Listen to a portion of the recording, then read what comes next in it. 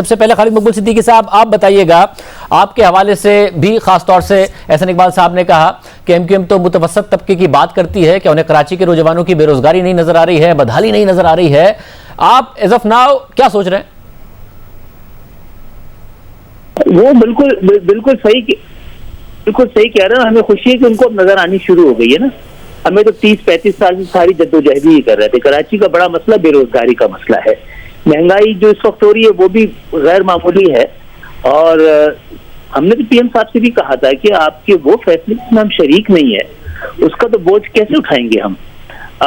ये सही है। और हमें एक्चुअली शायद ये हुकूमत से ज्यादा जिस वक्त हम गए पीटीआई के साथ, हमें तो जमहूरियत बचाने का एक मसला था।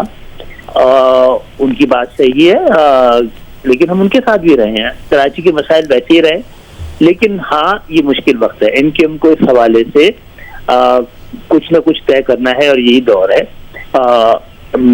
काफी 3 साल हो गए हैं। हम समझते हैं कि हम महंगाई या तेल की कीमतों का इजाफा, ये बैनुल अक़वामी भी कुछ सिनेरियो है, लेकिन इस वक्त तक हमारी गवर्नमेंट जिसका हिस्सा है हमें कोई इसकी सिमत नजर नहीं आ रही है। अगर कोई प्रॉपर सिमत हो तो इन सारी चीजों पर एक वसीउल बुनियाद कर सकते हैं।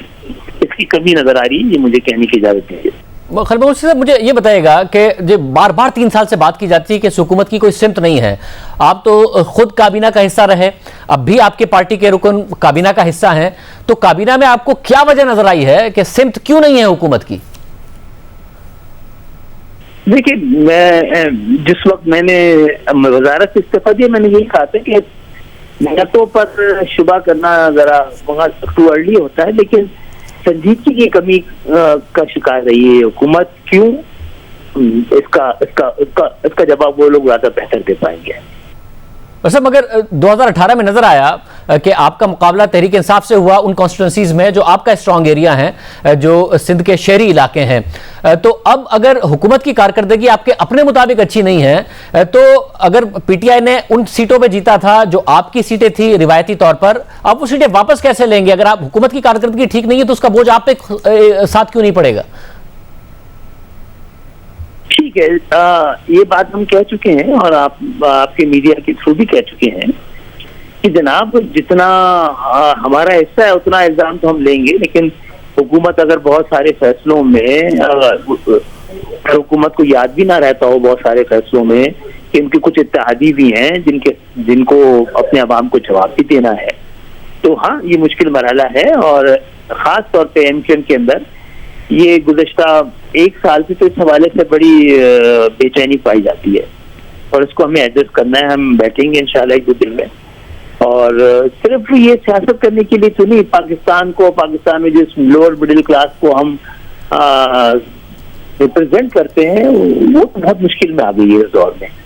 और मौजूदा जो अनप्रेसिडेंटेड किस्म की ये नजर आई है इजाफा, इन्फ्लेशन, ये बढ़ने के भी इम्कानात हैं। तो खुद हम मौजूदा हुकूमत से चाहेंगे, वज़ीर-ए-आज़म इमरान खान साहब से भी चाहेंगे कि कोई वाज़ेह लाएमल सामने लाएं और कौम को इत्मीनान में दें। वैसे अगर आप नहीं समझते कि अगर हुकूमत की सिमत ना भी हो, इस वक्त मज़ीद अदम इस्तेहकाम का मुल्क शिकार हो सकता है, अगर हुकूमत को कोई नुकसान हो सकता है अगर आपका कोई ऐसा फैसला हुआ? ये तो एक जमाने में बहुत ज्यादा एमक्यूएम ने कर लिया और उस पर एमक्यूएम की अपनी साख भी मुंतशिर हुई कि हुकूमत में आना जाना लगा रहा। मैं दोबारा ये समझता हूँ कि वो की 7 सीटें जिस वक्त वो खुद जमहूरियत की, सिर्फ हुकूमत के लिए, जमहूरियत के लिए भी बड़ी अहम रही है। और लेकिन बेचैनी कराची के अवाम में, इलाकों के अवाम में बेचैनी बढ़ रही है और उसका हमें भी जवाब देना है। तो मैं समझता हूँ आने वाले दिनों में एमक्यूएम को इस हवाले से कोई वाज़ेह लाएमल तैयार करना है। तो अपोजिशन ने आपको अप्रोच किया है? पिछले साल भी सड़कों पर निकले थे, इस साल भी निकले हैं, आप लोगों को अप्रोच किया है? नहीं, पिछले साल तो नहीं, लेकिन हाँ हुकूमत में ये हम असेंबलियों में होते हैं तो मुलाकातें होती रहती हैं। उनके कुछ पॉइंट ऑफ व्यू को हम भी वो समझते हैं कि जेन्युइन है और हुकूमत को इस हवाले से संजीदगी दिखानी चाहिए। दोस्त हैं बहुत, कितने कई हम हुकूमतों का हिस्सा भी रहे हैं, बहुत सालों से ख्यालात की हम आंगी भी है, और मैं समझता हूँ कि हमें अपने अपने जमाती मफादात से आगे बढ़ के भी इस वक्त जिन मुश्किल हालात की जानिब हम बढ़ रहे हैं और उसमें मिलकर कोई फैसला करना चाहिए। मतलब आपका हुकूमत से मुतालबा क्या होगा? जरा अपोजिशन का मुतालबा है कि जल्द इंतखाबात हो और शफाफ इंतखाबात हो।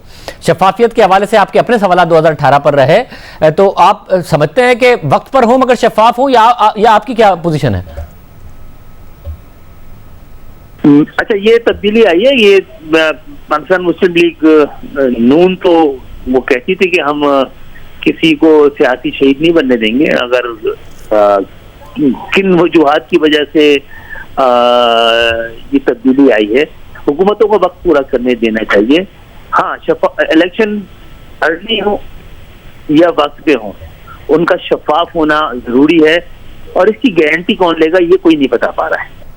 मतलब हालिया जो मामलात हुए उस पर एमक्यूएम की क्या पोजीशन है? नोटिफिकेशन जाहिर है आज तक नहीं आया है, और जिस तरह ये मामला आज तक रहा है, तूल इसने पकड़ा है, उस पर एमक्यूएम की क्या पोजीशन है? मैं ये समझता हूँ कि इसने भी पाकिस्तान के अंदर हर शोबे जिंदगी को और खुद सियासत को, जमहूरियत को, मईशत को, माशरत को, सबको मुतासिर किया हुआ है, और कोई वजूहात भी नजर नहीं आती हैं इस तरह की डिले के हवाले से। हम परेशान हैं, इस पे हम परेशान हैं। और हुकूमत दावा कर रही है कि हम अभी भी सेम पेज पर हैं। पाकिस्तान की सियासी तारीख से आप वाकिफ हैं, करीब से इन मामलात को भी देखते रहे हैं। आपको लगता है हुकूमत का दावा दुरुस्त है, पेज अभी भी सेम ही है? देखिए, एक पेज पे तो हुकूमतों का होना चाहिए, जमातों का नहीं किसी के साथ।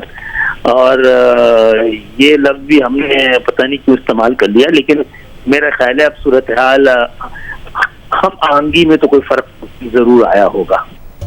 तो जो फर्क आया होगा उससे अगले 2 साल में क्या हुकूमत के इस्तेहकाम पर भी फर्क आ सकता है? देखिए, पाकिस्तान की जितनी नापुख्ता किस्म की जमहूरियत रही है, उसमें हर तरह के अंदेशे मौजूद है। बहुत शुक्रिया खालिद मकबूल सिद्दीकी साहब की गुफ्तगू आपने सुनी।